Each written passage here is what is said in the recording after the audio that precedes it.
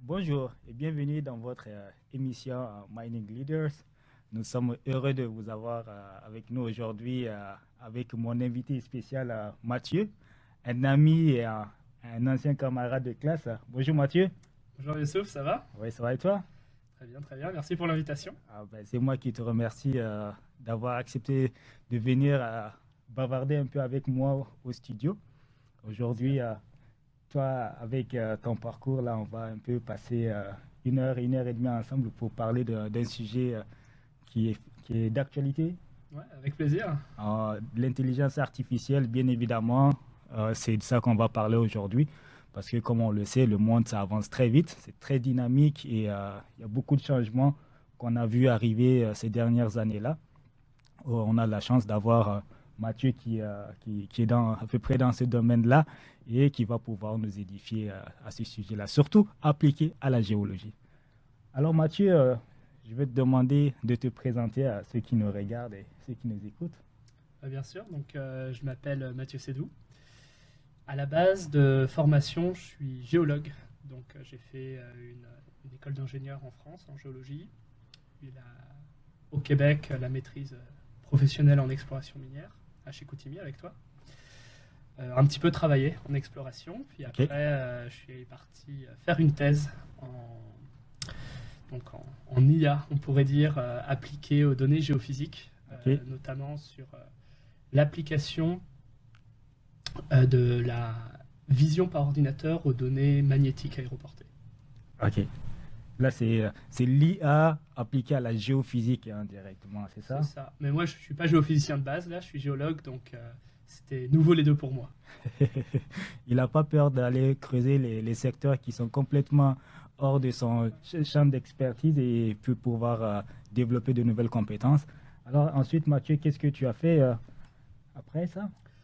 J'ai fait ma thèse. En parallèle, je travaillais aussi un petit peu pour une petite start-up qui s'appelait GeoLearn. Et puis après, j'ai travaillé à Mira Géosciences, d'abord en tant que consultant, à appliquer des sciences des données pour des projets de consultants et des clients. Et puis après, maintenant, je suis développeur pour développer des applications utilisant les sciences des données à la disposition des géologues et des géophysiciens qui veulent bien les utiliser.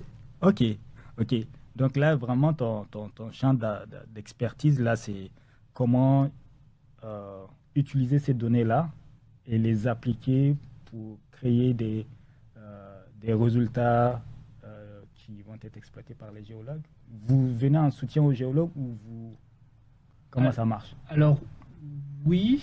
Donc, vraiment, à la base, mon champ d'expertise, si je devrais le décrire, ça serait l'application des sciences des données sur les données géologiques. Ok. La géologie, c'est une science qui est très naturaliste, très basée sur la description. Les sciences des données, au contraire, c'est quelque chose qui va avoir une approche beaucoup plus mathématique presque. Okay. Donc, comment on fait le lien entre les deux?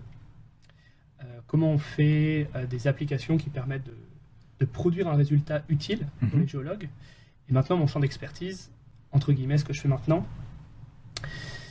c'est plus comment faire des applications que le géologue va pouvoir utiliser lui-même quand il travaillera. Ok. Là, tu parles de sciences de données. Oui. Est-ce que tu peux nous expliquer, ça veut dire quoi, sciences de données? Parce que moi, je me fais une idée, mais je ne comprends pas trop bien. Déjà, peut-être, je parle de sciences de données pour ne pas parler d'IA. Ok. Parce que j'aime pas du tout le terme intelligence artificielle. Pourquoi? Je trouve que déjà c'est un peu c'est un terme qu'on utilise, qu'on entend beaucoup médiatiquement, qu'on entend beaucoup commercialement, et notamment ça porte à confusion. Il y a le terme intelligence, alors qu'au final il s'agit vraiment d'outils statistiques.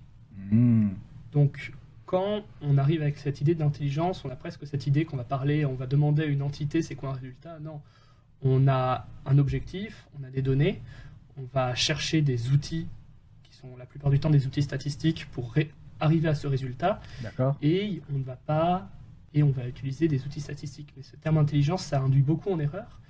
Et par exemple, des fois, on peut tomber sur des personnes qui parlent que l'intelligence artificielle, c'est une boîte noire. L'intelligence artificielle, c'est un miroir aux alouettes, des trucs comme ça. Ok, mais c'est pas une boîte noire. Pour moi, c'est une boîte noire parce que je n'y connais rien. Tu vois, par exemple, pour les gens qui ne sont pas vraiment des ingénieurs qui travaillent dedans, on voit ça comme une boîte noire. Là, nous, c'est de la magie. Quelqu'un qui nous sort des affaires. Est-ce que tu peux nous dire exactement en quoi est-ce que c'est pas une boîte noire? Tu peux le démystifier un peu pour nous? Non, c'est sûr. C'est une très bonne question parce que, en fait, les sciences des données, c'est tout un domaine. C'est le domaine d'application numérique et statistique à des données pour produire un résultat. Ça peut être, ça peut être un résultat qu'on attend, une nouvelle représentation, traiter les données. Ça va être tout un tas d'outils. Il n'y a pas, donc c'est vraiment tout un domaine. Il n'y a pas un algorithme qu'on va appeler à chaque fois. C'est tout un domaine, toute une boîte à outils contenant des algorithmes plus ou moins complexes, plus ou moins simples, qui vont pouvoir être mis ensemble pour créer un process et au final obtenir un résultat souhaité. Ok. Donc ça, c'est les sciences de données et vous naviguez dans ces sciences de données-là et allez exfiltrer les éléments essentiels pour pouvoir produire des résultats. Ouais, c'est intéressant. J'aime bien la formulation sciences des données. Je vais commencer aussi à adapter ça. Ouais. Mais pour ceux qui nous écoutent et qui nous regardent, donc, quand il va parler de sciences des données, faites comme moi, pensez à intelligence artificielle. Lui, il n'aime pas le terme, mais moi, je suis très à l'aise avec. Je trouve ça il y a un côté un peu cute dedans, un peu, tu vois, l'intelligence artificielle. Ouais, et là, tout le monde a peur. C'est l'intelligence qui va venir manger notre intelligence. Il n'y a pas longtemps, j'écoutais une émission à la radio. On parle beaucoup, hein, tu sais, aujourd'hui, il y a beaucoup de fantasmes derrière ça. Jusqu'à où est-ce que ça peut aller? Là, on dit que est-ce que notre intelligence est remise en question, en quelque sorte, s'il y a un danger pour notre intelligence, parce que aujourd'hui, avec l'IA de base, hein, plus ChatGPT, etc., on se sent parfois... moi, je suis un grand utilisateur de ChatGPT. By the way, je le dis pour les gens qui nous regardent, mais on se sent vraiment soutenu par cet outil-là. Et il y a toute la question, est-ce que ça peut représenter un danger pour notre capacité cérébrale à raisonner? Ouais. Alors, je vais répondre à côté de ta question. Je vais plutôt répondre à ce que tu disais avant sur le terme où justement, oui, l'intelligence artificielle, c'est beaucoup utilisé médiatiquement. Et en fait, c'est un petit peu le problème que j'ai, c'est que nous, on veut faire de l'ingénierie, on est dans l'industrie, on veut répondre à des questions scientifiques, on n'est pas là pour faire du sensationnel, ou on n'est pas là pour vendre des journaux, on est là pour faire de la science. Oui. Et on aime bien avoir une approche objective et démystifier un petit peu ça,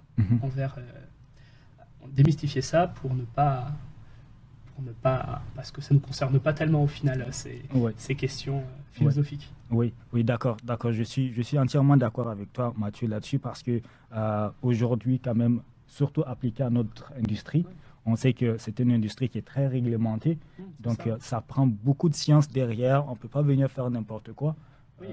C'est réglementé. Il y a un devoir de transparence, exact. On fait quelque chose, on explique ce qu'on fait, on essaye d'avoir des processus de validation, de quantification d'erreurs.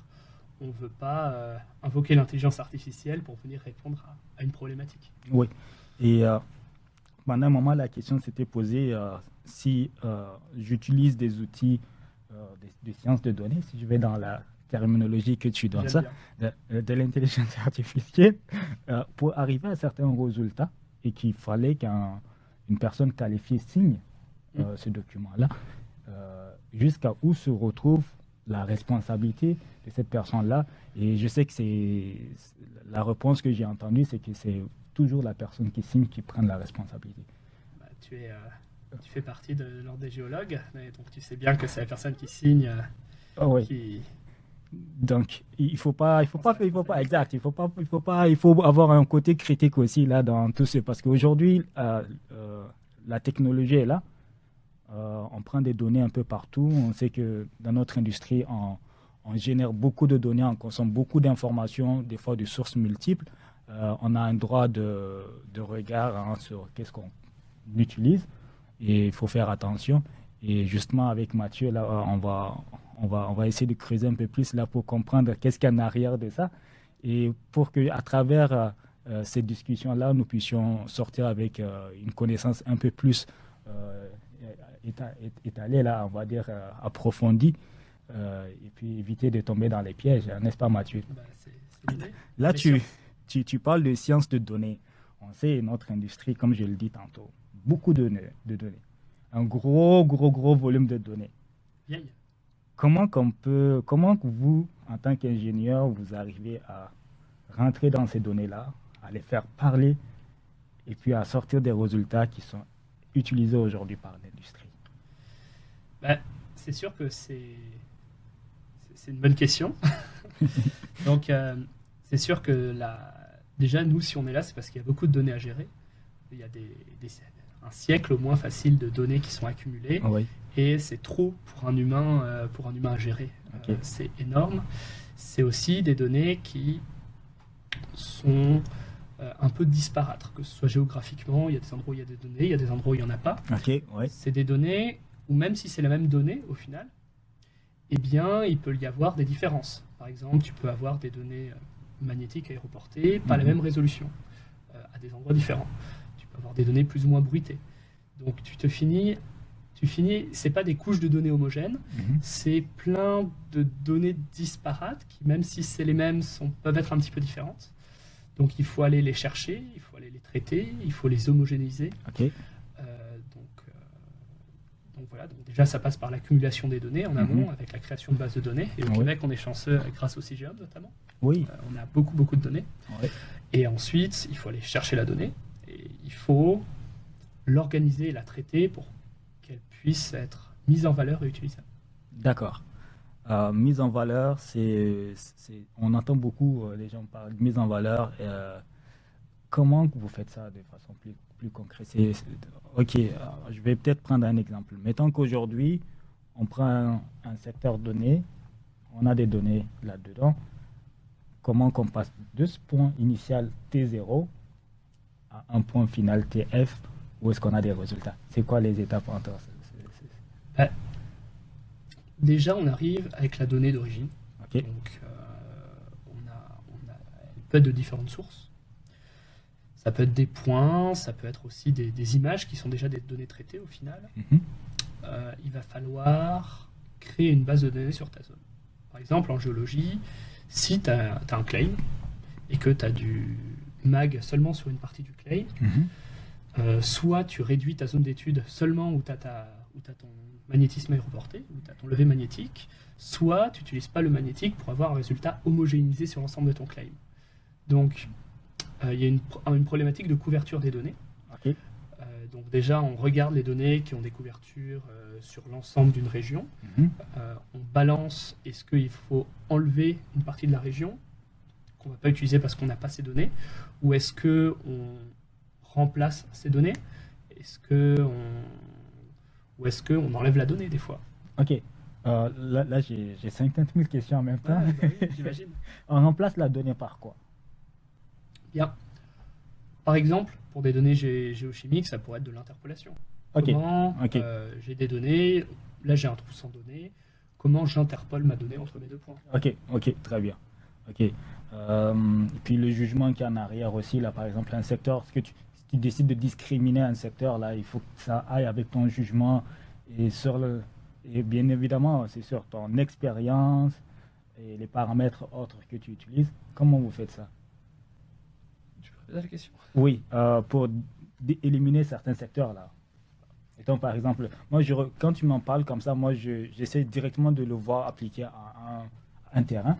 Et donc, moi, j'ai un terrain sur lequel je travaille et que, bon, toi, tu travailles sur le traitement de ces données-là et que tu viens, tu me dis, ah, ben, regarde, ici, là, je suis obligé de l'enlever de mon traitement. Ouais. Et moi, en tant qu'entrepreneur, je dis, ah, mais moi, c'est important pour moi, ce secteur-là. Déjà, il y a plusieurs questions. C'est déjà, quand on a une zone, ce qu'on est intéressé en tant que géologue, c'est souvent des domaines à l'intérieur de cette zone en particulier. Ouais. Par exemple, si on a un claim sur une ceinture de roches vertes, on va être peut-être moins intéressé par des roches environnantes qui sont en dehors de la ceinture. On va plutôt se concentrer sur les données à l'intérieur. Ouais. Ensuite, si on veut faire, ça dépend ce qu'on veut faire. Est-ce qu'on veut faire une synthèse sur l'ensemble de la zone? Est-ce qu'on veut aller chercher dans cette donnée si on retrouve des vecteurs qui pourraient être intéressants au sein même de cette donnée qu'on peut sortir pour chercher de l'information? Au final, ce qu'on fait, c'est qu'on a de la donnée et on essaye d'extraire l'information contenue dans cette donnée. D'accord, ok. Et ça passe par les algorithmes, c'est ça? Entre autres, oui. Oui, dans le côté technico-technique, comment vous procédez? Je sais que là, je creuse un peu plus là mais c'est juste pour que le monde puisse aussi comprendre le mécanisme qui est derrière. C'est beaucoup de codage, c'est beaucoup d'algorithmes ou c'est... Oui, effectivement. C'est beaucoup de codage. Ce qui se passe, c'est que quand on a une donnée, donc on a plusieurs données, cette donnée, il y a une certaine valeur. Par exemple, si je prends... donc on va continuer sur cet exemple du levé magnétique, mais ça marcherait aussi avec des données géochimiques. On prend une valeur à un point. Donc j'ai ma valeur géochimique. Mais quand je prends un pas de recul, je vois que j'ai des anomalies qui ont certaines formes, qui suivent certaines trends. C'est de l'information qui peut être extraite de la donnée, mais qui n'est pas dans la donnée, qui n'est pas directement visible si tu regardes juste ton point. Tu vas devoir la projeter et te dire en tant que géologue, ici je vois que j'ai une anomalie positive. Anomalie positive. Donc l'idée, c'est comment je pars de cette donnée brute pour en extraire de l'information. Des fois c'est de l'information visuelle, mais des fois c'est de l'information qui n'est pas forcément visuelle parce que on est dans plusieurs dimensions. On a par exemple sur un levé géochimique plein d'éléments différents. Comment je vais voir s'il n'y a pas des trends dans mes données que je n'ai pas réussi à voir directement sur mes diagrammes qui m'apportent une information géologique. D'accord. Mais c'est du traitement de données avec des outils qui permettent de le faire rapidement avec un gros volume de données. Comparativement à ce que les gens faisaient il y a 20 ans, il y a 30 ans, où on fait le même traitement à peu près, mais comme c'est l'humain qui est tout le temps en arrière pour le faire, la quantité de données à traiter est limitée dans le temps. C'est comme ça que je le comprends. Donc franchement, c'est pas une boîte noire là qu'on met et puis qui nous sort des choses extraordinairement magiques là. Non, il y a plusieurs algorithmes et ces algorithmes, il y a toujours moyen de faire du rétro-engineering et de comprendre comment on a obtenu ce résultat. Donc des fois c'est très compliqué, donc on le fait pas. Mais il y a quand même toujours moyen de le faire. Et au final, c'est ce qui nous intéresse. Quand on a un résultat, eh bien, on a envie de savoir pourquoi on est arrivé avec ce résultat. Parce qu'encore une fois, derrière, il y a quelqu'un qui va signer pour vérifier que c'est bon. Donc, s'il n'est pas capable de contrôler ce qu'il fait, il peut pas de manière aveugle signer un document. Il a besoin de savoir, OK, j'ai ce résultat parce que j'ai trouvé cette relation dans mes données. Et quand on voit cette relation, on peut aussi réfléchir en termes de géologie. Pourquoi j'ai cette relation? Par exemple, on trouve une relation géochimique qui pourrait ressembler à un indice d'altération avec plein d'éléments, avec un axe contenant plusieurs éléments, une sorte de fonction définie par différents éléments qui semble intéressant. La machine, elle va te dire, ah ouais, ça on dirait que c'est intéressant, il y a une corrélation, regarde cet axe. Et en tant que géologue, on peut se dire, ah oui, effectivement, je vois les rapports, les ratios que je peux avoir entre mes différents éléments géochimiques.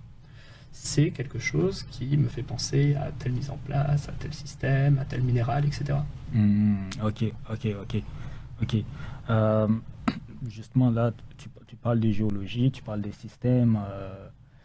C'est sûr que la connaissance de base est essentielle pour pouvoir aller vers ça. Selon toi, quelqu'un qui veut se lancer dans ce domaine-là, de ce que toi tu fais, ingénierie des sciences des données, d'après toi, est-ce qu'il y a des qualités qu'il faut que la personne ait? Avec ton expérience, là, par exemple, ici, il y a des gens qui nous regardent et qui nous écoutent, qui se disent « Ah tiens, c'est vraiment intéressant » ou est-ce qu'il y a des choses que tu leur dirais, essayez de développer plus ça, par exemple? C'est cliché, je dirais beaucoup d'humilité. Ok, ah oui, ouais. Car Ok. en fait, c'est un petit peu la même chose. Un géochimiste, il passe sa vie à faire de la géochimie. Euh, En sciences des données, on va faire un petit peu de géochimie, mais on n'a pas idée de tout ce qui peut exister et on peut vite tomber dans des pièges qui pourraient être évidents pour quelqu'un du domaine Ok. en pensant qu'on a trouvé une solution, alors qu'en fait on est tombé dans un piège bien connu, quel que soit géochimie, géophysique, quaternaire, etc. Ok. Donc il faut vraiment comprendre c'est quoi la donnée, Mhm. comprendre ce qu'elle représente. Et c'est là où c'est vraiment très utile d'être un géologue, parce que les données géologiques, c'est quand même des espèces particulières, Absolument. pour pouvoir utiliser les bonnes méthodes pour Oui. extraire de l'information de qualité. Ok. Ok. Et c'est quoi les pièges, justement, tu parles? Est-ce que tu as une idée de pièges, un cas concret, exemple que tu peux donner? Ouais. Donc, bah, on peut faire un exemple tout bête. Ok. Tu t'imagines, on voit compter des pépites d'or au fond d'un ruisseau, là, Ouais. avec une bâtée. Ouais. Quand tu comptes des pépites d'or au fond d'un ruisseau, déjà, c'est tout bête, mais c'est ce qu'on appelle un événement aléatoire. Ouais. Donc, si tu le refais 10 fois au même endroit, dans les mêmes conditions, tu vas pas avoir le même nombre de pépites d'or. Mhm. Tu vas avoir, normalement, tu devrais tendre vers ce qu'on appelle une distribution normale, avec une moyenne, Oui. une déviation standard. Ouais. Par contre, je ne sais pas si un prospecteur qui va faire ça, il va se faire une étude statistique du nombre de pépites d'or à cet endroit du ruisseau pour voir c'est quoi sa moyenne et sa déviation standard. Ouais. Il va le faire une fois, il va compter et il va faire ça. C'est ça. Donc déjà, il y a cette notion-là.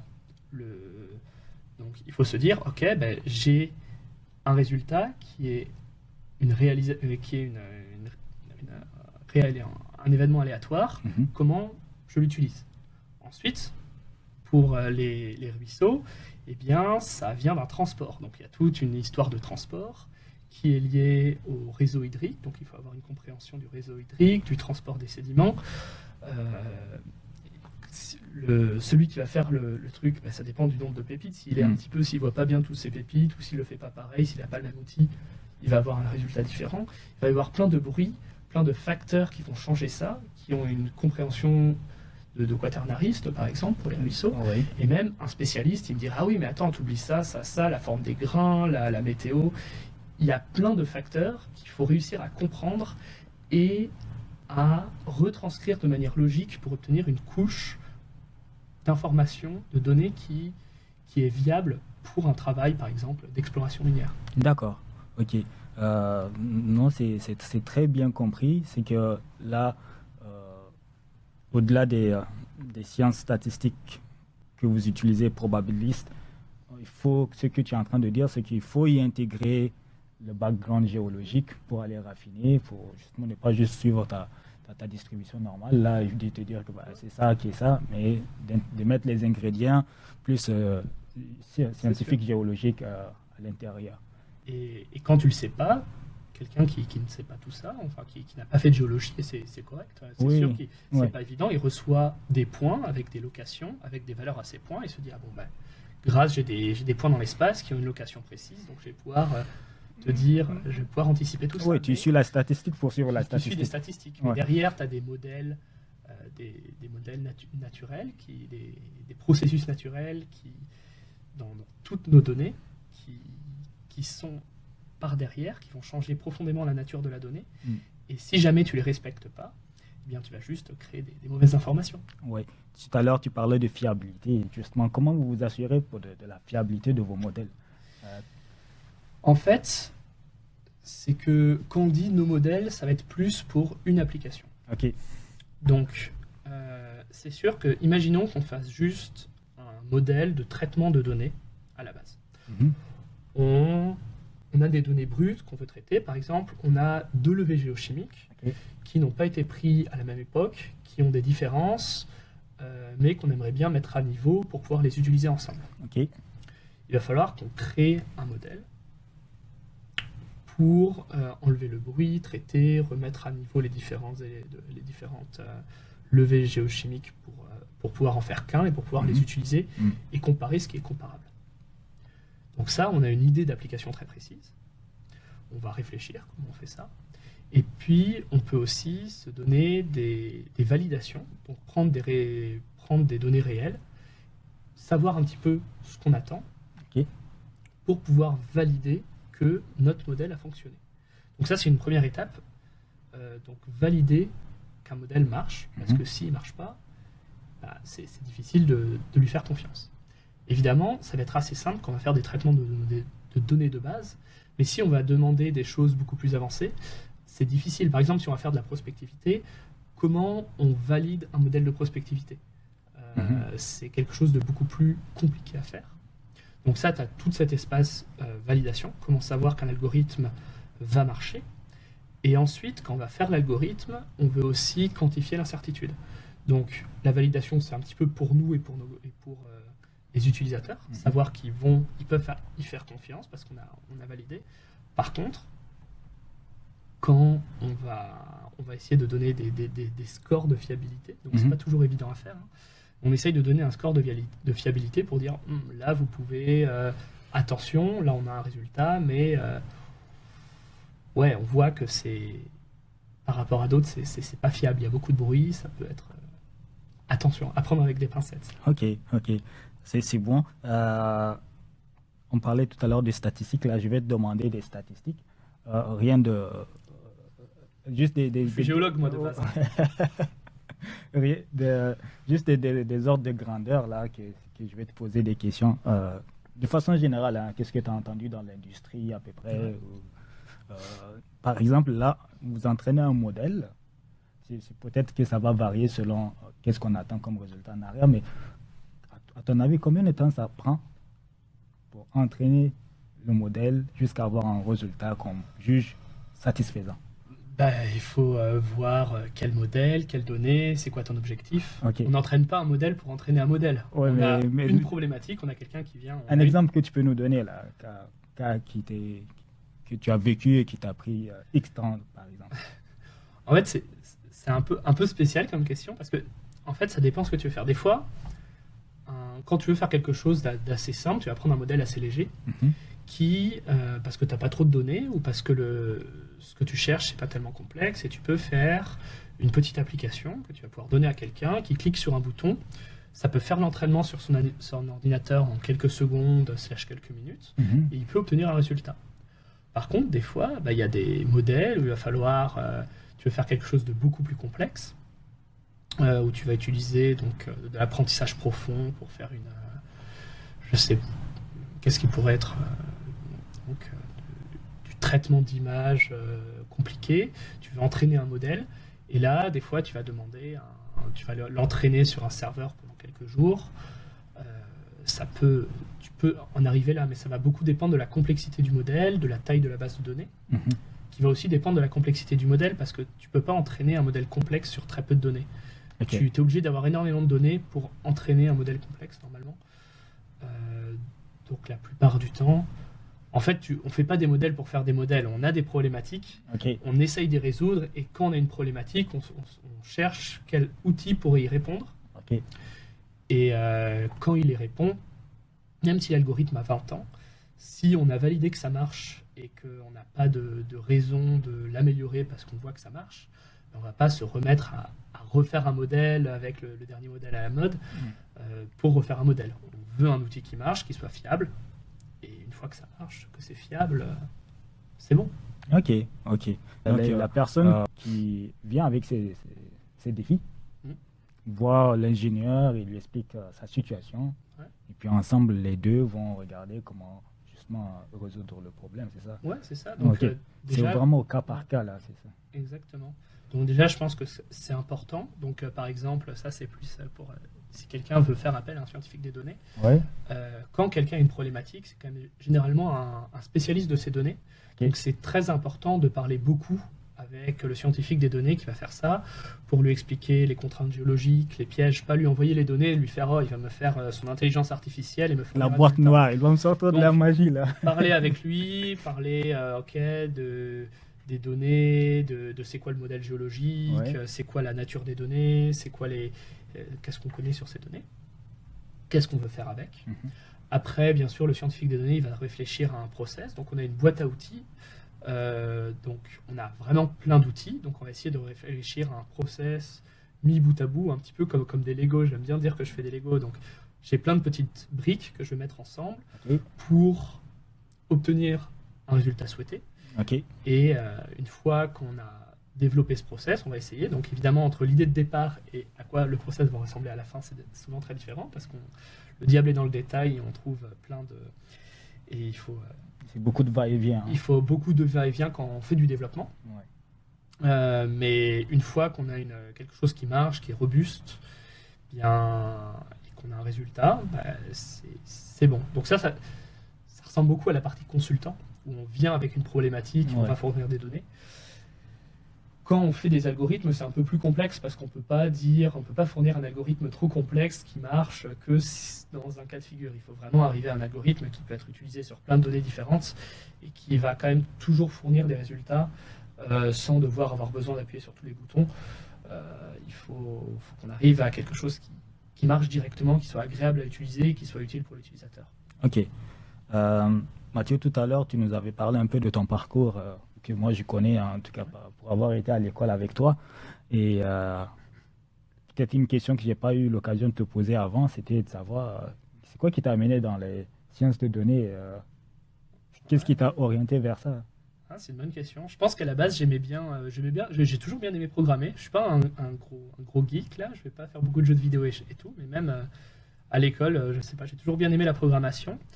Puis je suis retombé dedans un petit peu à la sortie des études et je pense que c'est l'intérêt, l'émulation intellectuelle que ça peut... C'est beaucoup de temps à réfléchir, c'est des défis de raisonnement et des choses comme ça. Je trouve ça très intéressant. Je prends beaucoup de plaisir à faire ça. Ok. C'est beaucoup de raisonnement. Tu réfléchis dans ton coin, tu essaies de... Ouais, c'est ça. Tu t'assois avec une feuille de papier, tu réfléchis c'est quoi la donnée, tu vas rechercher un petit peu la donnée, à quoi elle ressemble, tu vas lire quelques papiers scientifiques, tu vas t'asseoir, tu vas te dire ok, je pourrais faire ça, et si j'applique tel algorithme, j'ai telle limite, tu vas essayer aussi. Tu fais des tests, mettre les mains dans le cambouis, d'aller faire beaucoup de prototypes, il y en a qui marchent, il y en a qui marchent pas. Il y en a beaucoup qui marchent pas, il y en a, et puis... C'est quoi le taux? Ça dépend, je pense que si tu as des bonnes idées, tu peux quand même bien t'en sortir, mais je pense que quelque chose qui est important, c'est pas avoir peur d'essayer. Des fois, on peut se dire « Ah non, ça va jamais marcher, j'ai pas le temps ». Je pense que quelque chose qui est important, c'est « Ok, j'ai une idée, c'est un peu fouillis, c'est un peu brouillon, je vais quand même essayer d'essayer de la faire marcher pour voir un petit peu jusqu'où je peux pousser ça. » Donc évidemment, bon, on s'entend, faut pas y passer 3 semaines. Faut quand même avoir un peu une idée précise en tête, parce que sinon ça peut prendre vraiment beaucoup de temps. Mais il faut pas avoir peur d'essayer. Ok, ça a l'air compliqué, ça l'est probablement. Pour quelqu'un qui baigne dedans depuis longtemps, pour toi peut-être que là c'est un peu plus, c'est pas si effrayant que ça. Et moi je vois quand même derrière tout ça de la complexité au niveau du raisonnement, il y a beaucoup de choses, les algorithmes et tout ça. Et si tu l'appliques à un domaine aussi compliqué que la géologie, là tu mets complexité dans complexité. Comment tu arrives à sortir des résultats à travers ça? On sait que les données géologiques, là, ce n'est pas les choses les meilleures, les plus organisées possibles. Des fois, tu te creuses la tête, même si tu ne l'appliques pas aux sciences de données, là, juste à rentrer dedans, parfois une donnée qui existe il y a les années 1900 tranquilles, comme le disait un ancien collègue.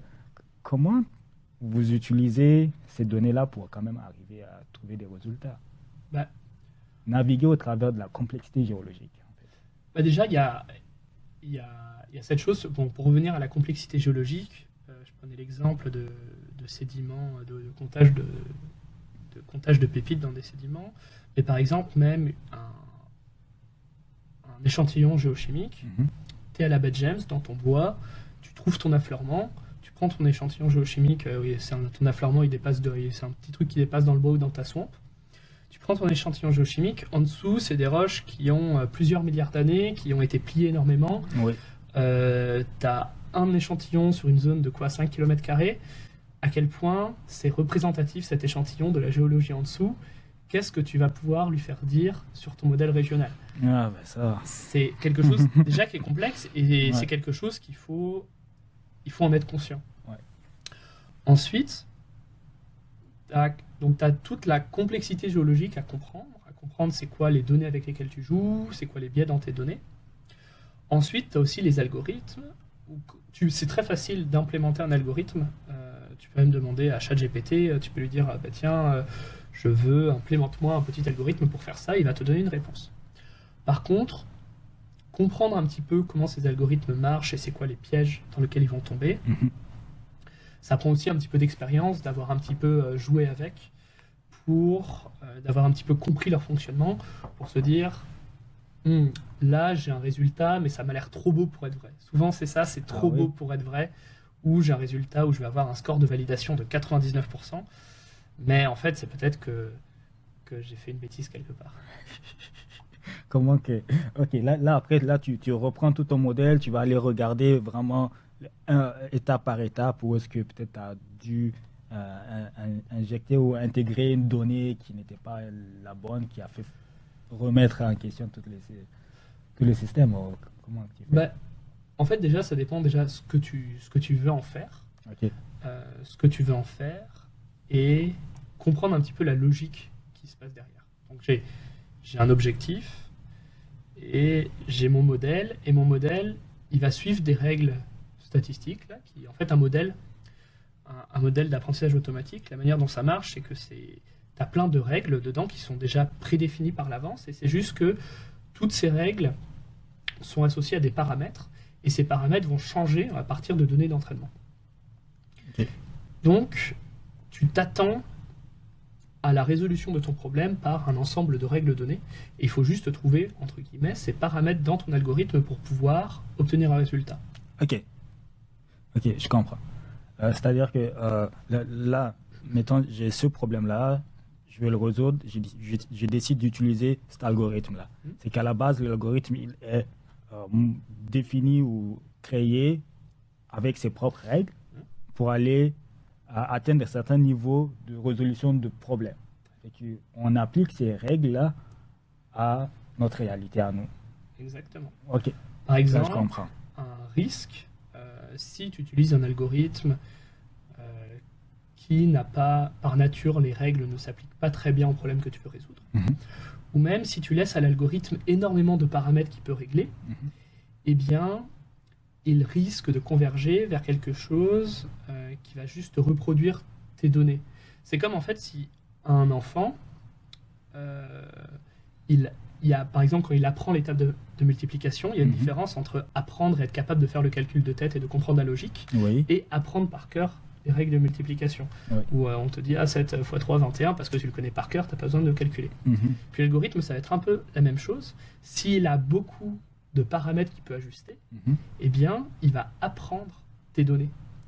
Il va, entre guillemets, apprendre tes données dans ces paramètres. Donc, il va se dire, ce point-là de données, je peux l'associer avec telle valeur de paramètres, parce que j'en ai beaucoup, et à la fin, tu vas juste avoir il va juste avoir appris les règles de ta donnée d'entrée, mais c'est inutilisable. Ok. Donc c'est un truc, donc ça s'appelle l'overfitting en bon français, mais c'est un gros problème qui peut se retrouver dans pas mal d'applications. C'est sûr, j'imagine encore plus avec la géologie, parce que c'est tellement une science inexacte, on va dire ça comme ça, et qu'il faut faire attention des données de multisources, multigénérationnelles, avec tous les biais qui peuvent se créer à travers les humains. Justement, Mathieu, en termes de défis associés à cela, c'est quoi le plus gros défi dans lequel tu t'es retrouvé justement en lien avec la géologie? Que c'est pas ton algorithme qui te l'a créé, mais c'est vraiment juste la géologie ou les données géologiques. Alors, quand on travaille, généralement, quand on a un énorme défi, on laisse ça pour l'académique. C'est-à-dire qu'on sait qu'il faut mettre 30 heures sur un projet, on ne va pas commencer à résoudre quelque chose, à réinventer quelque chose qui n'existe pas. Par exemple, je te donnais pas au hasard les échantillons, parce que comment, on va dire, tu vas projeter, interpoler des échantillons de sol, quelque chose qu'on peut s'imaginer, faire des moyennes pas de sol, de rivière, faire une moyenne par bassin versant, par exemple, mais ça reste quand même des données qui vont pas te donner des résultats très satisfaisants, qui vont plus te donner, pour le géologue, là j'ai un bassin versant, j'ai peut-être quelque chose d'intéressant, je devrais aller le voir. Mais c'est pas quelque chose que tu vas te donner un algorithme pour te sortir un résultat, un beau résultat, un résultat précis qui va te donner une idée de la géologie. Il y a des fois des données qui sont, tant que tu n'as pas trouvé la manière de la transformer, qui sont peut-être juste à utiliser pour l'humain. Ok. Est-ce qu'on peut dire que les algorithmes peuvent tout faire? Non. Là, c'est bon. C'est aussi pour les gens qui nous écoutent. Ne pensez pas que l'IA va venir résoudre tous vos problèmes. Honnêtement, il y a des limites. Posez les bonnes questions. Asseyez-vous avec la personne qui traite vos dossiers et assurez-vous aussi de fournir cette personne-là suffisamment d'informations. C'est ça, hein? Suffisamment d'informations avec votre contexte, parce que c'est ça qui va pouvoir guider la personne. Là, Mathieu, si on prend des cas plus concrets, là, bon, toi, tu as fait ta thèse sur les données géophysiques. Si on prend des cas plus concrets aujourd'hui, est-ce qu'on peut dire que l'apprentissage automatique va révolutionner justement notre approche par rapport à l'interprétation géophysique, ou ça reste encore marginal, l'apport que ça peut apporter? Je vois... De par ton expérience, tu as fait ta thèse dedans quand même. Bien sûr. Donc, mais même, et puis c'est vrai pour les autres, là où je vois beaucoup de valeur pour l'apprentissage automatique, c'est dans le traitement des données brutes et la préparation des données. Dans le sens où on peut vraiment nettoyer les données de manière beaucoup plus propre, beaucoup plus belle, beaucoup plus rapidement. Okay. On peut mettre à niveau toutes nos données, créer vraiment des couches d'informations de bien plus grande qualité, qui va permettre de mettre en valeur la donnée. Quand on va faire une campagne géophysique, on va mettre beaucoup d'argent là-dedans, ça coûte cher. Absolument.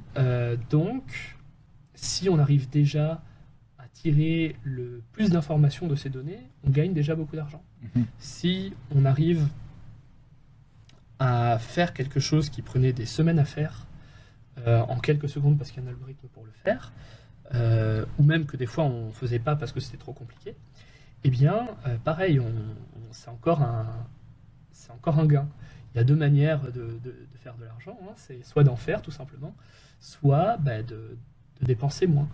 Et l'avantage de ces algorithmes, c'est que ça, sur des tâches très répétitives de traitement de données, et aussi des tâches qui ont beaucoup d'exemples, eh bien, on peut vraiment faire des choses qui fonctionnent très bien, okay, et qui permettent d'arriver avec une base de données, un jeu de données beaucoup plus propre et beaucoup plus beau. D'accord. Donc là, le gain, c'est vraiment en termes d'efficacité opérationnelle. Ce n'est pas, comme des gens comme moi le pensent, ce n'est pas nécessairement au niveau des images qui sont sorties. Là, c'est plus au niveau en amont de la chaîne, c'est-à-dire que dans le traitement des données, pour aller beaucoup plus vite et dépenser moins. C'est pas, je vais reformuler ma question, Mathieu. C'est-à-dire que des gens comme moi qui pensent que, encore une fois, l'IA, les sciences de données sont là pour vraiment changer les choses drastiquement.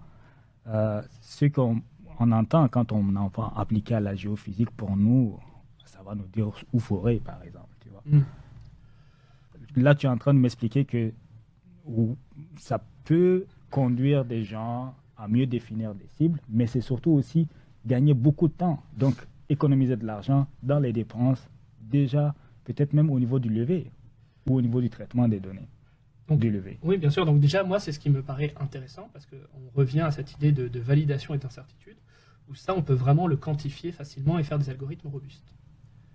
Une fois qu'après, on te dit faire des algorithmes pour te dire où forer, je pense que, pareil, c'est un petit peu plus difficile d'arriver avec une approche pour pouvoir valider que ton algorithme, il sait bien où forer. Tu vois, comment tu fais c'est un peu plus compliqué à mettre en place. Et aussi, quelque chose qui est très complexe, notamment par exemple dans l'exploration aurifère, ou dans des explorations métalliques, c'est que les dépôts, c'est des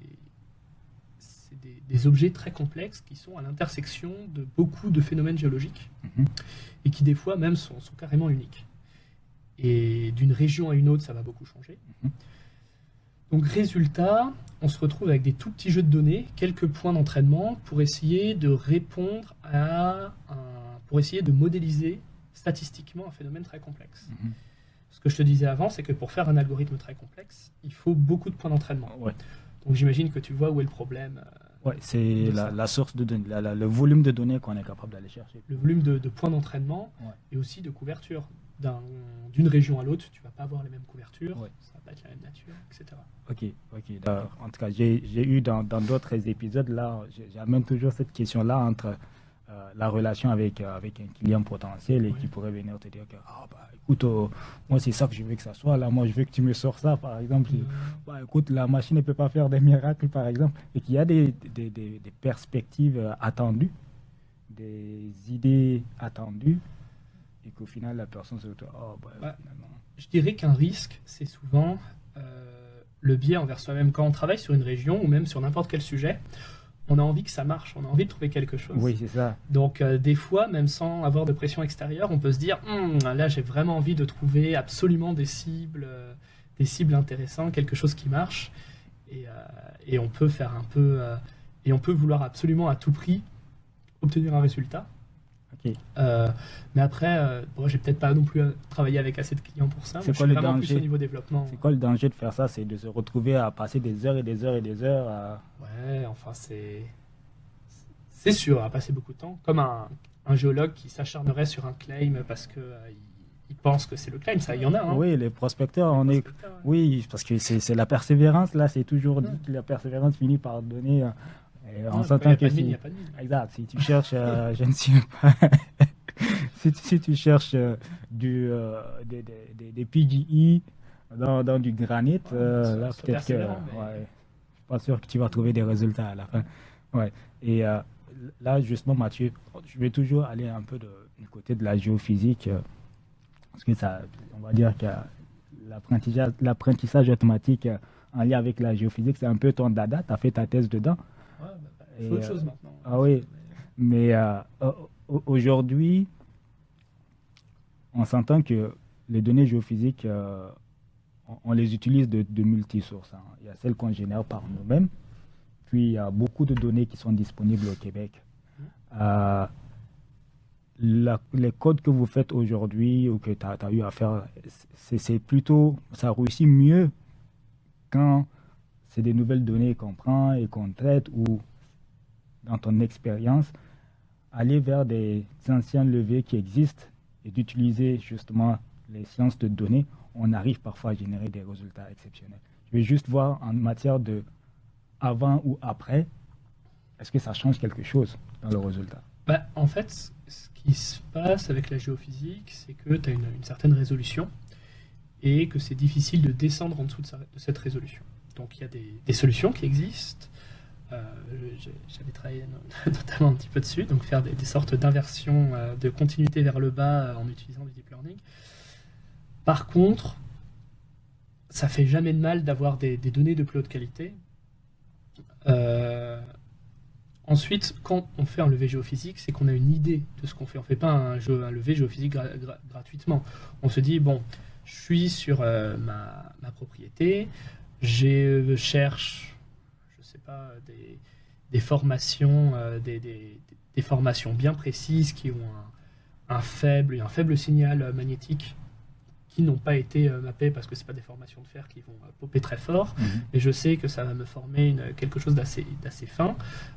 J'aimerais bien pouvoir les cartographier, avoir une idée d'où c'est pour avoir une compréhension même de la structure de ma géologie.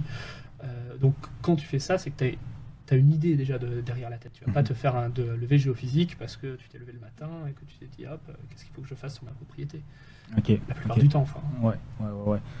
Non, ça, c'est bien compris. Et une autre question que j'avais envie de te poser aussi, Mathieu, tu sais, tout à l'heure, tu parlais justement des cartes de prospectivité. Aujourd'hui, ça moi, j'ai vu des cas concrets de personnes qui te vendent des idées, des technologies, qui te disent que, ben, écoute, moi, je peux te générer des cartes et puis c'est sûr que tu vas trouver de l'anomalie, etc. Avec le recul et ton expérience, il y a beaucoup de gens qui nous regardent, qui sont peut-être aussi dans les mêmes cas de figure. Est-ce qu'il y a des pièges auxquels il faut faire attention ou c'est quoi les mises en garde que tu peux faire par rapport à ça? Il y a différentes approches de la prospectivité. Donc c'est quelque chose qui est très demandé parce que forcément pour un géologue, la finalité c'est de trouver des gisements. Ouais. Donc si on propose directement une solution tout inclus pour trouver des gisements, ça facilite un peu la prise de décision. C'est l'idée en fait quand on fait de la prospectivité, la manière dont je vois les choses, donc c'est très personnel, c'est on essaye de trouver dans notre jeu de données des corrélations dans nos données qui expliquent nos indices minéralisés. Comme je te disais, c'est compliqué parce que souvent il y a peu d'indices minéralisés qui sont disponibles pour entraîner un modèle. Souvent, donc moi je vais pas... souvent, ce que j'aime bien dire, c'est que ça va permettre, déjà qu'il faut les comprendre, ces cartes, il faut comprendre le résultat, on va le passer dans un algorithme, mais il faut comprendre pourquoi on a obtenu ce résultat. Regardez quelles sont les couches d'entrée qui ont été utilisées le plus par l'algorithme et pourquoi elles ont été importantes d'un point de vue géologique. Par exemple, imaginons que tu utilises, allez, je sais pas, une couche d'altération proximale, on va dire, avec quelque chose de cliché, oui. ou même, c'est vrai que c'est dans le lithium, mais imaginons que tu cherches du lithium et que tu mets ta cartographie avec les pegmatites cartographiées. L'algorithme, il va te dire, bon, bah ouais, va chercher tes pegmatites cartographiées, tu as plus de chances de trouver du lithium. Tu vas dire, oui, certes, mais ça t'a pas beaucoup avancé. Non, c'est ça que je sais déjà. Donc voilà, c'est ça. Mais en fait, c'est un piège. Il faut savoir rentrer ces couches de données, certaines couches de données, les enlever.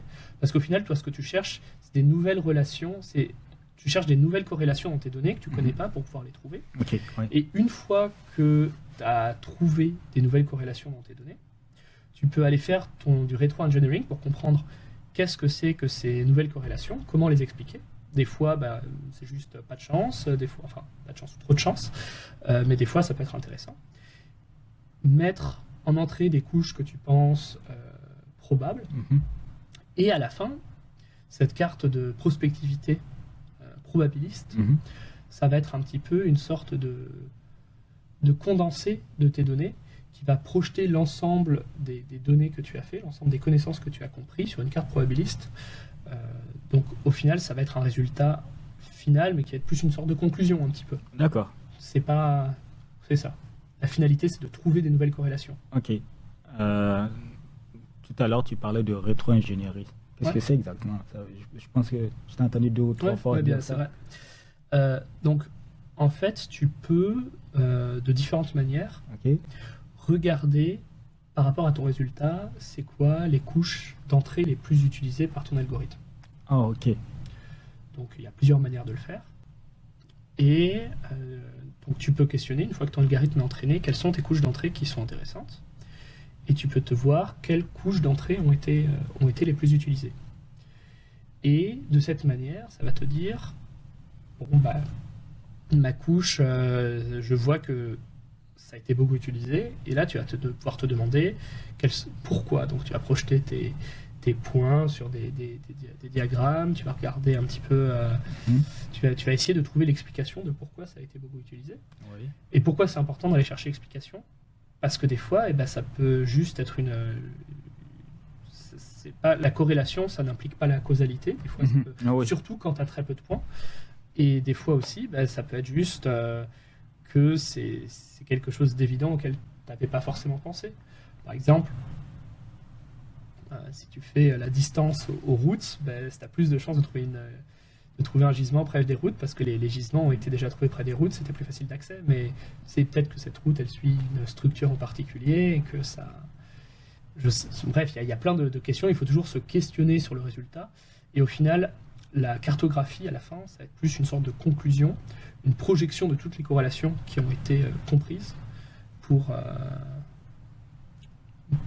la fin. Ouais, pour avoir le résultat. Ouais. Après, je te dis ça, mais encore une fois, j'en ai fait de la prospectivité minérale, mais c'est pas non plus ce que je fais le plus. Ok. Je te dirais qu'actuellement sur le marché, en tout cas dans l'industrie minérale, surtout en exploration, c'est la partie la plus excitante des explorateurs. Là, c'est les cartes de prospectivité, générer justement des outils dans ce secteur-là. Moi, je me rappelle, là, tu donnes juste une anecdote comme ça. Quelqu'un qui m'avait approché avec une solution miracle qui est convaincu que sa technologie est capable de trouver des gisements. Je ne te parle pas d'anomalie, je ne te parle pas d'indices, non, de gisements. Et il y a des idées comme ça qui sont vendues. Maintenant, toi, tu vois aussi, tu travailles dedans, tu vois la tendance, ça est de plus en plus utilisé. Les sciences de données, je vais essayer d'éviter le mot IA encore. Pas seulement en géologie, on sait que ça fait des prouesses en médecine. On a entendu des échos, en tout cas des feedbacks. C'est un peu appliqué partout. Donc, les gens prédisent quand même une utilisation beaucoup plus grandissante dans les prochaines années. Nous, dans notre domaine de la géologie, de ton point de vue, comment ça va aller la tendance par rapport à ça? En tout cas, la manière qui, à mon avis, me paraîtrait le plus pertinent, c'est plutôt un géologue qui a accès à plein d'outils. Par exemple, là, on voit qu'on a des agents chatbot. Là, tu as des agents et tu peux leur demander de faire plein de trucs. Tu peux leur demander d'aller lancer telle chose. Il va chercher des trucs sur Internet, etc. On peut s'imaginer un géologue qui a à sa disposition un agent qui va lui demande tiens, sur cette région, c'est quoi mes points, va chercher dans les archives, c'est quoi qui est lié à ça. Va chercher dans les archives, si j'ai le mot spodumène qui apparaît, plein de choses un petit peu comme ça. Des requêtes qu'on peut faire. Plein de requêtes. Par exemple, imaginons juste un instant la cartographie sur des données géophysiques. Tu vois, par exemple, tu t'assis, tu refais ta cartographie géologique, mais en suivant tes anomalies géophysiques. Tu t'imagines que, par exemple, ça serait beaucoup plus rapide si tu étais sur une tablette avec un stylet, que tu entoures ton Pluton et que ça suit bien les contours, par exemple, plutôt que de cliquer bouton après bouton. Tu vois, faire quelque chose faire en fait des outils qui vont aider le géologue dans sa production, faire les tâches un petit peu les plus ingrates pour permettre aux géologues d'avoir vraiment plus le processus entre guillemets décisionnaire scientifique et dire ok, j'ai besoin de cet outil ou même quel outil je pourrais utiliser pour extraire cette information. Ok, donc c'est ça revient à ce qu'on disait tantôt, c'est mieux organiser son temps, la gestion du temps pour être le plus efficace possible en fait, parce qu'on le sait, et c'est là où je trouve que c'est vraiment vraiment bien, parce que nous savons que surtout en exploration, mais toute l'industrie minérale ça bouffe beaucoup d'argent, et mieux on est efficace, plus on est efficace, mieux c'est, par exemple en termes de coûts optimisés grâce justement à l'utilisation des sciences de données. On va pouvoir aller vers l'optimisation de tout ce qu'on fait comme travail. Toute la perte de temps qu'on met à aller justement faire, comme tu dis, faire des contours. Si aujourd'hui on est capable d'automatiser ça et que ça se fait super bien et on gagne du temps, on met l'énergie ailleurs. C'est ça, et puis sauf si tu aimes bien cliquer sur ton PC. Mais après, c'est aussi pour ça, tu dis que tu aimais beaucoup ChatGPT. Mais pourquoi tu aimes beaucoup ChatGPT? Parce que tu lui dis, tiens, vas-y, corrige-moi ce texte, et puis il te corrige ton texte, et il t'a sauvé, et tu n'as pas besoin. Tu fais, je ne sais pas comment tu l'utilises, mais si tu l'utilises en rédaction, tu vas lui faire une structure de texte avec tes paragraphes, tes idées majeures, et tu vas lui faire, fais-moi ma syntaxe, et fais-moi mon chose. Et ça va te sauver du temps, et au final, et je pense que c'est en partie ce qui a été compris, c'est que c'est des outils de bureautique, beaucoup au final maintenant les LLM, enfin de bureautique avancée plus. Hein, LLM, c'est quoi? Les grands modèles de langage, pardon. Okay. Les grands modèles de langage, donc ChatGPT et consorts, toutes ces choses-là, ça va être des outils que tu vas utiliser pour faire de la programmation plus rapidement, pour aller augmenter tout ce que tu vas faire sur un PC.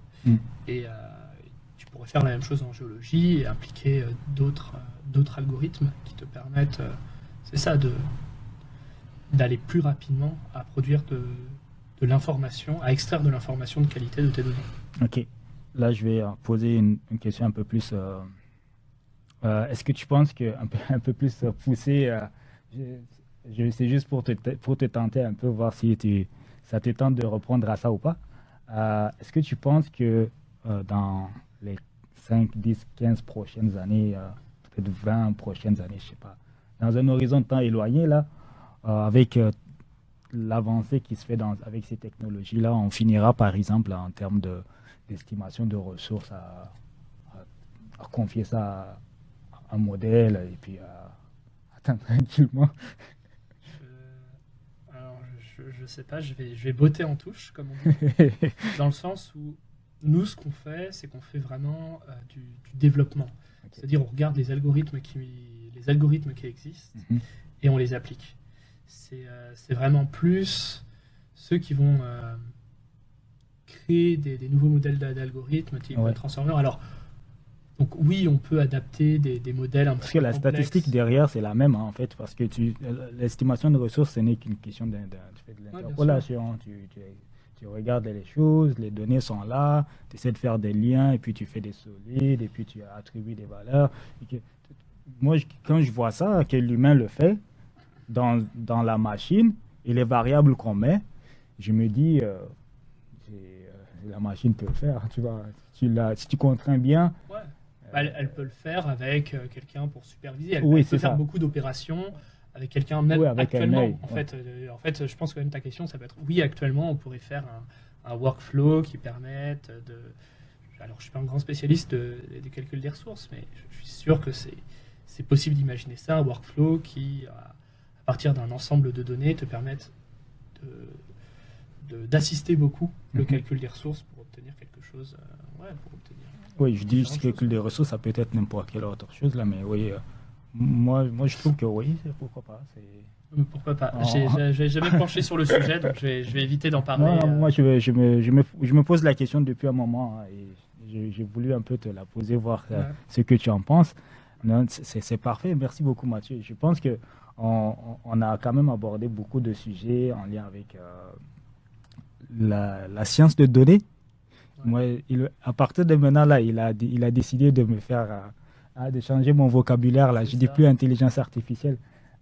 Mais pourquoi, tu as dit tout à l'heure, hein, pourquoi tu trouves que le terme est un peu abusivement utilisé? Bah, tu vois, c'est un petit peu pour la manière dont tu m'as dit ça au début. Tu dis que c'était... pour moi, on m'envoie ça, mon truc magique, vous me faites de la magie, vous me renvoyez ça. Et je pense que c'est important de comprendre que derrière, c'est plus des statistiques ennuyeuses que l'appel à autre chose. Il y a vraiment une ingénierie derrière qu'il faut respecter et qu'il faut comprendre, qu'il faut être transparent pour éviter... Transparence. Pour éviter des bêtises. C'est très important, la transparence, pour éviter des bêtises, parce que j'imagine, comme en tout cas tu l'as mentionné plusieurs fois, hein, on peut facilement tomber dans des pièges. Il faut être très rigoureux envers soi-même. Tu as parlé d'humilité. Il faut se questionner. Tu as parlé de rétro-ingénierie. Donc il ne faut pas hésiter à retourner voir qu'est-ce qu'il y a en arrière. C'est ça. Et puis quand on a des modèles qui paraissent plus beaux que... il faut se poser des questions. Hein. Bah, peut-être qu'ils le sont, hein. Je sais pas, c'est pas moi qui les ai faits, hélas. C'est ça. Mais ensuite, je sais pas, je dis pas que ça ne marche pas, je dis juste que... Comment on pourrait dire ça? Il faut se poser des questions. Ouais, c'est ça. Je pense il ne faut pas gober pour gober. Il faut... Ouais, et puis je pense que tout le monde, même tout le monde se pose des questions et essaye de faire ensemble en sorte que les modèles marchent. Oui, ça c'est sûr. Mathieu, on arrive à la fin de cet épisode-là. Hein. Oui, c'est ça, ça passe très vite, je t'assure. Non. Et, mais avant de terminer, là, j'aimerais justement que tu aies le mot de la fin et quelques petites questions pour la fin. Aujourd'hui, il y a la géologie, il y a ces sciences des données. Toi, tu as jumelé les deux. Aujourd'hui, il y a beaucoup de gens qui sont dans l'industrie qui travaillent et qui peut-être s'intéressent à suivre le même cheminement que toi. L'objectif de notre podcast, c'est aussi de pouvoir un peu dévoiler qu'est-ce qu'on fait pour inspirer les autres aussi à emboîter le pas. Si les gens qui nous regardent, des gens comme ça, qu'est-ce que tu pourrais avoir à leur dire comme message? Comment qu'on passe de géologue à ingénieur en sciences de données? On travaille dur. Ouais, ça, j'ai déjà fait ça. Non, c'est ça, on s'assoit derrière son PC, puis si on a envie de le faire, on commence à mettre les mains dans le cambouis, à jouer avec les algorithmes, à obtenir des résultats, à faire des essais, beaucoup d'erreurs, et à comprendre un petit peu comment ça fonctionne, gagner en expérience, et au fur et à mesure, il y a plusieurs métiers là-dedans. Donc je pense que même pour un géologue, ça peut être intéressant d'avoir de maîtriser quelques outils de sciences des données dans des traitements de tous les jours. Si jamais il commence à faire ça de son activité principale, de devenir consultant en sciences des données, et puis s'il commence à vraiment... puis après, voilà, on ne sait pas de quoi la vie est faite, et peut-être qu'il va finir développeur s'il souhaite. Et peut-être que même pour un géologue, ça peut être utile, même s'il y a des outils qui existent, évidemment. Mais, voilà. Est-ce que, là, une deuxième question avant la fin. La manière dont on nous présente ces sciences de données-là, aujourd'hui, et je pense que c'est le cas, c'est qu'il y a un cercle restreint d'individus qui sont dedans. Ça, c'est nouveau, c'est sûr que c'est nouveau. Mais si on regarde qu'est-ce qui se passe à la Silicon Valley, on parle de guerre de talent. On dit qu'il y a tellement très peu de personnes spécialisées de façon générale, les sciences de données dans ça, que les gens s'arrachent. Aujourd'hui, est-ce que tu dirais que c'est quelque chose qui est accessible à tout le monde d'aller vers ce type de sciences-là Alors, oui, c'est accessible. Après, comme tout, un géologue qui met 100% de son temps en géologie, ça va être un excellent géologue. Si on met 50% de son temps en géologie, 50% de son temps en sciences des données, on sera peut-être moins bon en géologie, on sera meilleur en sciences des données, c'est sûr. Donc, oui, c'est accessible. Et puis après, ça dépend ce qu'on veut en faire. C'est pas. Moi, j'aurais tendance à dire, il faut pas non plus se mettre une pression. Des fois, j'ai des étudiants qui sont venus me dire, ah oui, je sens qu'il faut vraiment que je fasse des sciences des données. Tout le monde en parle. Je disais, mais tu sais, il y a des outils qui existent, qui sont à ta disposition. C'est des sciences des données, tu peux les utiliser. Et peut-être sois déjà très bon en géologie, et ça sera mieux que d'être moyen partout. Oui, je suis entièrement d'accord. Je suis entièrement d'accord. Donc, ça, ceux qui nous regardent et qui sont tentés, ça, c'est un conseil vraiment précieux que Mathieu donne. Mieux vaut être bon en quelque chose qu'être moyen en plusieurs choses.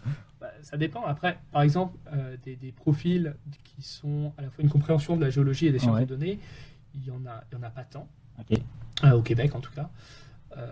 C'est ça. Et c'est sûr que ça prend un certain investissement, mais ça s'apprend. Il n'y a rien qui est... D'accord. Écoute, merci beaucoup, Mathieu. Si tu as un message à laisser ou le mot de la fin, ça te revient. Soyez curieux. Soyez curieux et lancez-vous. N'ayez pas peur d'essayer, parce que c'est comme ça qu'on finit par réussir. Ouais. Merci beaucoup, Mathieu. Merci d'avoir accepté de faire partie de nos invités. Avec toi, on a quand même on a creusé un peu plus, et puis on a permis aux gens de comprendre un peu cet univers-là, quand même un peu. Ça paraît un peu nébuleux pour beaucoup, et c'est technique. Parfois, même moi, j'ai fait des efforts là. J'ai du mal à comprendre dans le détail, mais après avoir quand même discuté avec toi aujourd'hui, là, j'ai pu me faire une bonne idée de qu'est-ce que c'est et qu'est-ce qu'il y a en arrière. J'espère que vous aussi, vous avez pu en apprendre beaucoup. Et Mathieu a dit, soyez curieux, et puis posez-vous des questions parfois. Et c'est sûr que mieux vaut être bon. Je vais répéter ta phrase. Mieux vaut être bon dans une chose que d'être moyen dans plusieurs choses. Alors, C'est votre émission Minding Leaders. Nous vous remercions de continuer à nous suivre sur notre page LinkedIn, nos différents réseaux sur lesquels nous publions, Spotify, Apple Podcast, Amazon Podcast, Deezer. Continuez, vous êtes notre énergie et nous sommes toujours là avec des gens, avec des profils exceptionnels qui viennent pour partager leur expérience. Et puis, à la prochaine. Merci beaucoup.